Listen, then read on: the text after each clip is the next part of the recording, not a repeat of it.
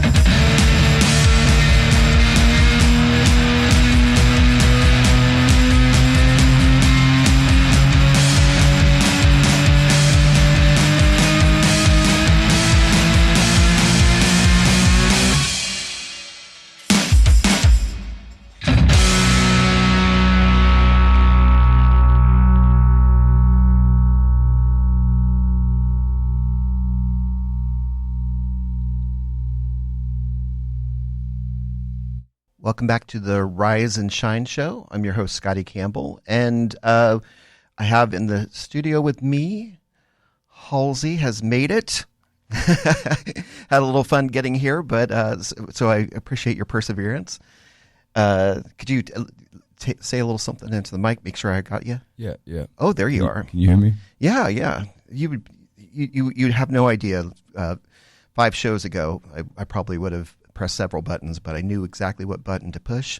So we're rocking now.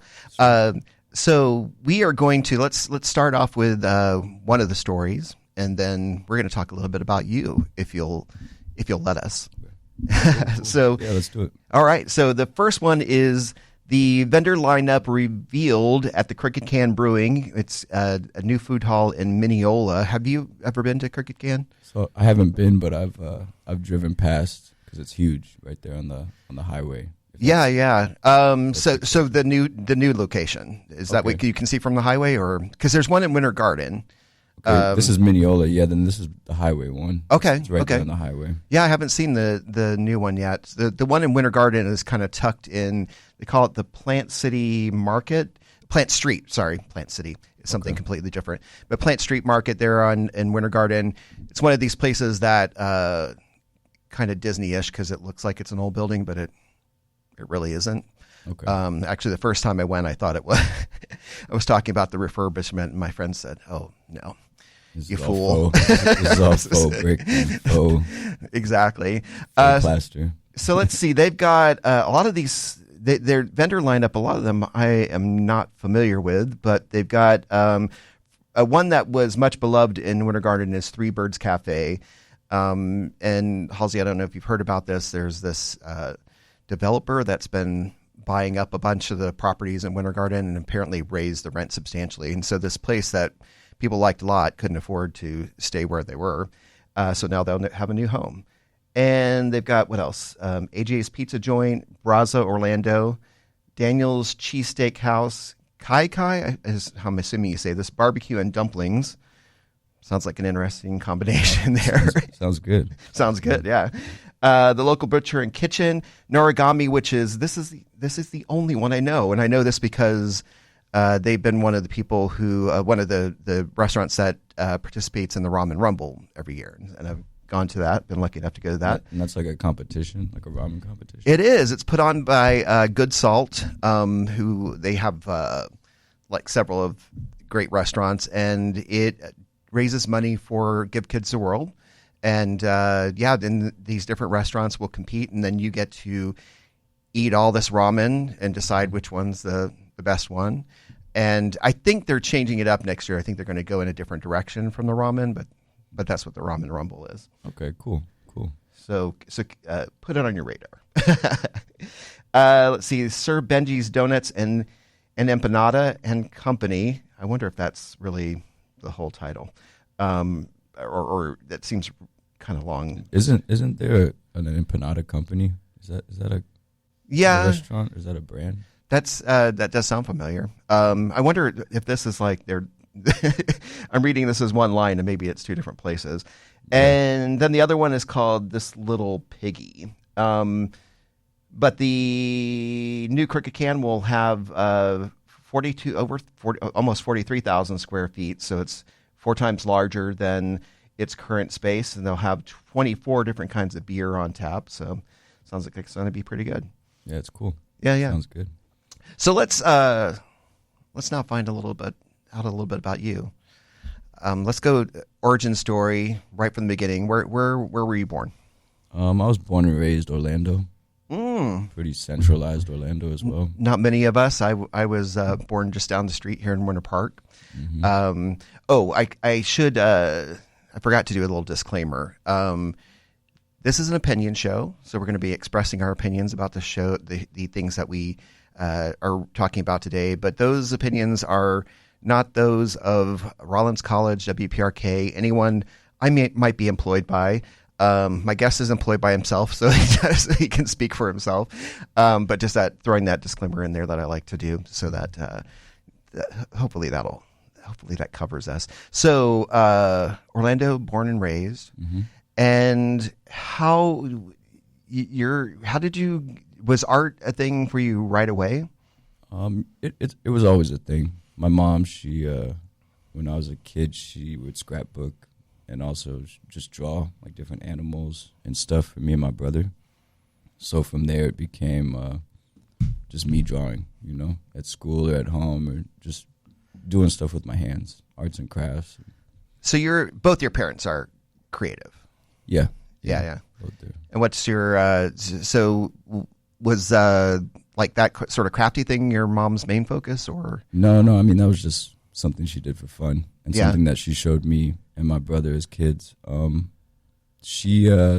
my parents were in the circus, in Ringling Brothers Circus. Oh, okay. So my dad, he was a clown, and my mom was a showgirl, so she rode the elephants. Oh my God. And awesome. Yeah, so they come from more like performance art side of things. Gotcha.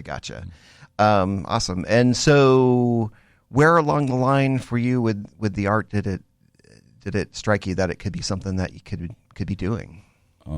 Back in, this might have been 2009, I was at the farmers market in downtown Orlando with my family, and I ran into Tobar, which if people don't know, then Tobar, he was this artist from Orlando, or from Chicago, that moved to Orlando.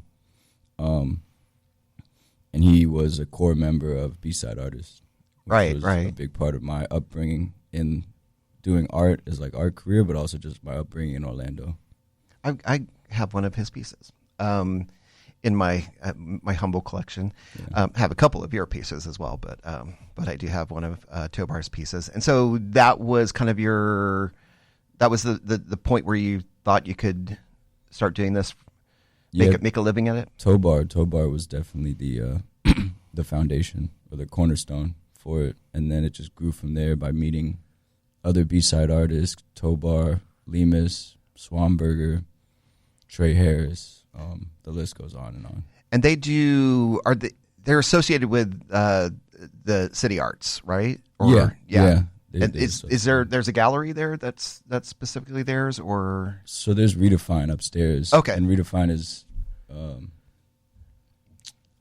associated with B-Side. But it's for B-Side, they do once a year, they do the B-Side show. Okay.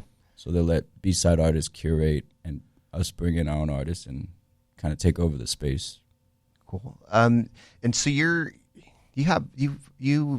play in a couple of different mediums, because there's of course your paintings, but then you also do wheat pasting. Is that the little I know? I'm assuming it's wheat pasting. Yeah. Okay. Yeah, wheat pasting. Yeah. A lot of people call it street art.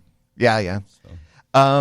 And often your paintings focus on they're symbolic. And there's this particular dude. Do you call him the everyman? Is that everyone? Everyone.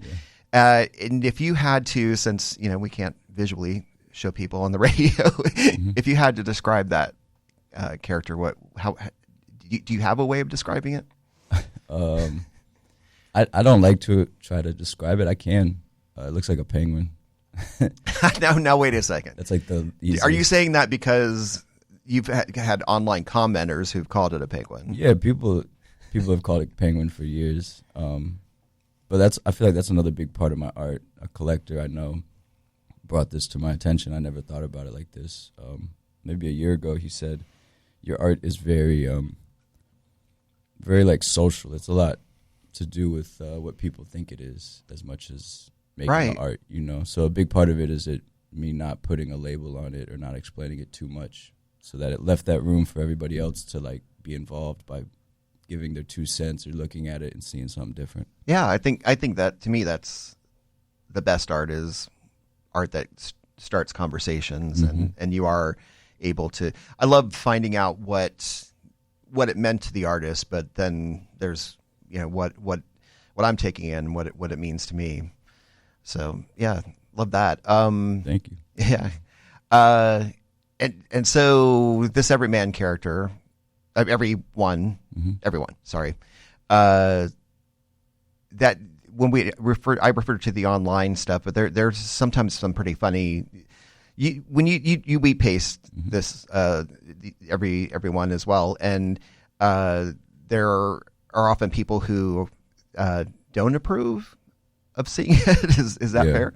Yeah. It's pretty mixed. It's pretty diverse. I, on the other hand, love seeing them pop up. But did that I take it that amuses you when people have that reaction too. Oh yeah. One of my favorite comments from Reddit, where people were trying to figure out what it was that they were seeing wheat pasted in the streets, was this one Redditor said, I get unreasonably annoyed when I see this. Unreasonably and the annoyed. unreasonable, the self-awareness to know that it's unreasonable is like my favorite part of. That sounds like a name for a show right there. There you go. There you go. Unreasonably annoyed. So where the other thing I know about you is that you do kind of have periods. I would say you like to do different things. One of the things that I observed though is that those seem to come there's a fluidity to it. It's not. Some artists will want to try something new and then they go in a completely other direction, and you have to be told that's them doing that. They went from, encaustic to doing a surreal painting or something. Just it has an to example. Be labeled because it's hard. It's harder to understand. But there's kind of a flow to. If what are you these days experimenting with? I mean, the past 3 years now, I've been writing a lot. Oh, okay. A lot to do with writing. I have a book. It's in its like final stages now. Oh, something that we'll be able to get soon. Yeah. Awesome. So there's that. And I kind of see myself later in my life leaning more into that, like writing scripts, writing stories, because I found, at least with the art that I make and the style that I make the art in now, there's like a threshold, or I get to a certain point and then there's certain ideas I want to express that I can't express through a painting like that because it's so subjective.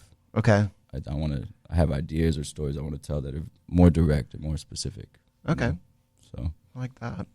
I do want to talk about, you had a little bit of notoriety, landed in the pages of New York Times, and that was a wheat pasting, street art. That happened in the Ivanhoe Village area on Princeton.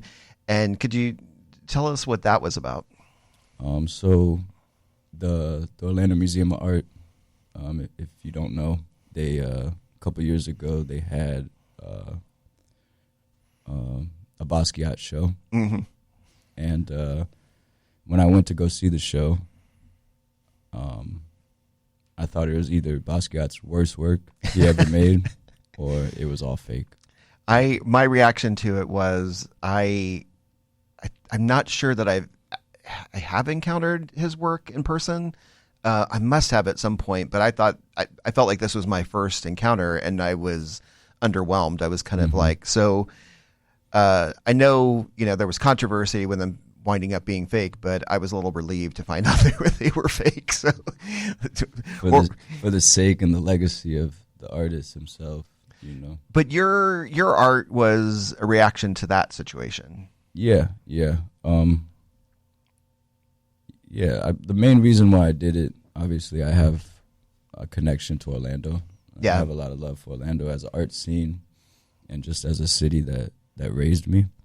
But the biggest part of why I did it was because the idea, when it came to me, it was an idea that only could work for me. So that meant that I could be the only one to do that idea. Yeah. And for me, sometimes I feel like I'm reaching if I'm doing an idea that anyone could do, especially when it's something relevant where it's I'm not trying to exploit like someone else's spotlight or the spotlight that's on something else. Right. Just to get some attention or get some likes from it.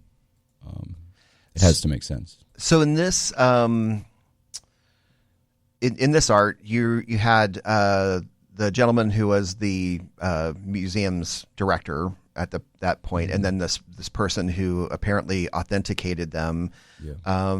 And I can't remember what were they.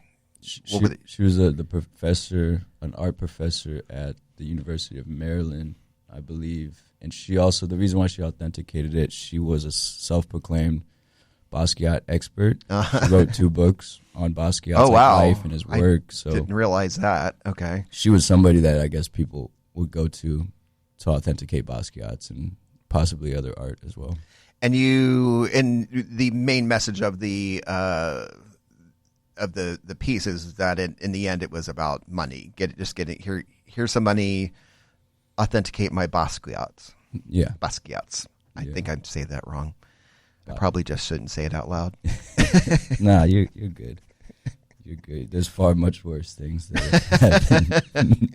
But the good news about Orlando Museum of Art is they have bounced back from that, and which is great because I feel like as an Orlandoan it felt touch and go there for a little bit. And am I correct that there is a piece of yours in their collection? It's not in their collection, but a collector. He has a pretty big collection, and when they showed my painting there, is his collection that he was showing. Gotcha. So you were in the show there. Yeah. Yeah. Very cool. And it was somewhat recently, or it was pretty recently after that happened. But I really like the director now. Yeah. Shout out the new director. Whose name? Corley. Corley. Yes. For sure. And yeah, better times for them for sure. She's really cool. It seems like she's in it for the right reasons. So yeah. That's the best part. Yeah, I agree. So we're gonna do a musical break here, and then we'll come back to talk about. We've got 4 more stories to talk about. I know you've been studying, so so I'm looking forward to your opinions on those. Listen to this song, and then we'll be back with more of me and Halsey.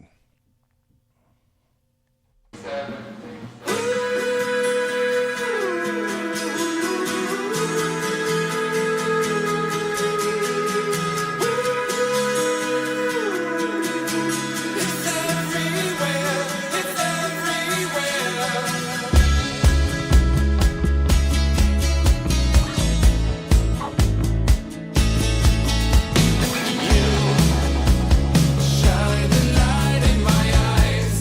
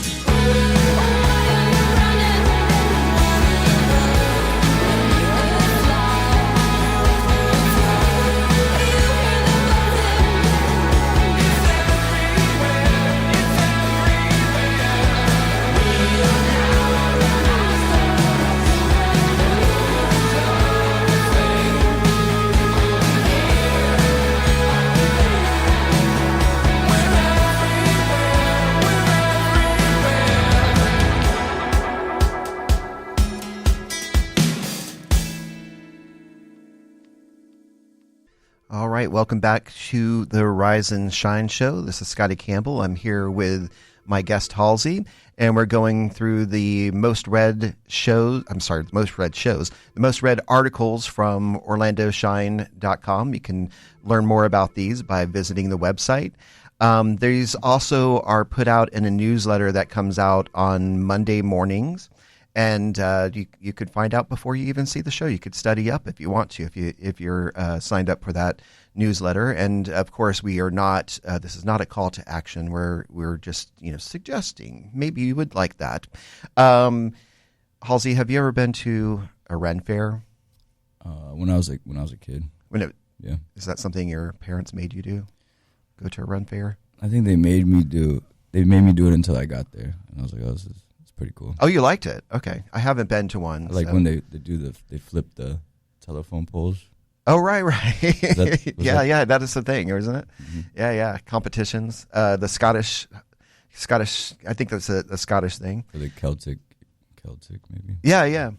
So this is about a Ren Fair that happens in Lake County, and apparently the normal Ren Fair was canceled, but and apparently won't be returning. But this will be a new one, and the big thing about this, it'll be Lake County's first indoor Renaissance fair. I don't know that I've ever heard of a Ren Fair being indoors, but I think it's pretty smart in Florida. Yeah. This is the Gaithra, I think Gathray. I'm not sure how to say it, folks. You can visit Orlando Shine to see how it's spelled. It's Gathre, and it's the Gaithra. I'm just going to say Gaithra because I think it sounds great. Social company who'll be putting this on. And in addition to it being fully air conditioned, it's ADA accessible. They're going to have performances, workshops, interactive experiences, artisan halls, a kids corner, and a ticketed medieval soiree. What's a soiree? I think it's just a fancy name for a party. Okay. That's, it's marketing. Mm-hmm. Yeah, it sounds fun. And apparently this will, this will fill a bit of a gap because apparently the past Ren Fair had a $4 million economic impact on the area. So, wow. And was one of the largest fundraisers in the area. So how does that, did that entice you to want to go back to a Ren Fair? Yeah. I like the air conditioning part is important. There's no chance of it getting rained out. Right, there you go. That's the other thing about Florida is you never know when you're going to have get rained out. Let's see. We were talking about this one off air because we're both excited about it. We're both library fans. The Orange County Library System gave Orlando Shine a first look of renderings, and then we told you what was changing about their main floor. So this is an $18 million renovation, including they're going. I didn't ever realize this, but I guess the doors were originally closer to the street. So explains when you go into from Central, there are like these weird alcovey things, and I guess that's why they're weird, is they weren't supposed to be there. I wonder why they moved the doors in the first place, but apparently those are coming closer to the street, and there will be. Let's see. What all are they changing? It's going to be the children's area. Oh, here we go. The young adult section is moving from the first floor to the second floor. There'll be updated carpeting, improved lighting, and study pods. And they do have a part of the website where you can learn all about this. The URL is a little awkward for on air because it's got a bunch of dashes in it. But if you visit Orlando Shine, you'll be able to click on that link to find out more. So what are your thoughts on this renovation, Halsey? I'm excited. I'm excited about it. When I saw the headline, it's definitely the one that caught my attention. Of the five, yeah. Because just growing up and going to that library as a kid, yeah. When before I was in school, when I was in school and I went to school at LECS, and after school we'd go to the library. If you let's say your parents couldn't pick you up for an hour or two after school, we'd all walk to the library and stay at the library, and then get picked up from there. And correct me if I'm wrong, but I think your dad has done shows for the library. Yeah. Yeah. He's worked with them for years. He's. Are we allowed to reveal who his pseudonym? He's about to retire, but yeah, it's called Jiggle Man. Jiggle Man. I met him when he was Healthy Herb at the Science Center back in the day. And he was very popular, which kind of annoyed me because I was doing shows too, and to see his fill up, and then we would do a show and 10 people would come in. But so Jiggle Man. So Don't worry, I've been upstaging him. Oh yeah, I don't doubt that. But you're saying he's going to be retiring. So if you see a Jiggle Man show, you better get in there because he said this is his last summer, and this is like the third summer he said that. Okay. So we'll see how that goes. I think it's hard for anybody who's creative to ever actually retire, right? Yeah. So let's see, what else have we got here? The Orange County Task Force is accepting applications for the $55 million worth of tourist development tax funds.